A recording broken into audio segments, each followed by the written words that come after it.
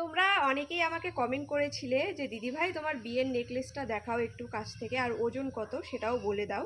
তো আজকে আমি রেডি হয়ে গেছি জামাই ষষ্ঠী উপলক্ষে, তো ভাবলাম তোমাদের আজকে নেকলেসটা দেখিয়ে দিই।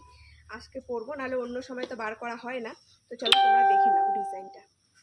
দেখো, এই যে এটা হচ্ছে আমার নেকলেসের ডিজাইনটা, দেখা যায়? এই যে দেখো, একটু ক্লোজ থেকে দেখাও।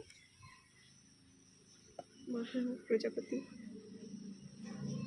আর এই নেকলেসটার সাথে এই ইয়াররিংটা আমি সেট, এটা নিজে পছন্দ করে বানিয়েছিলাম। নেকলেসটাও আমার পছন্দ করা।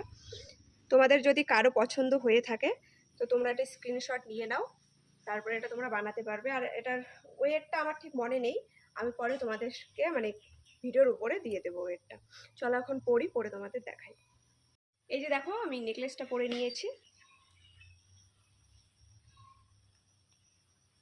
ইয়াররিংটাও তোমরা দেখে নাও একবার।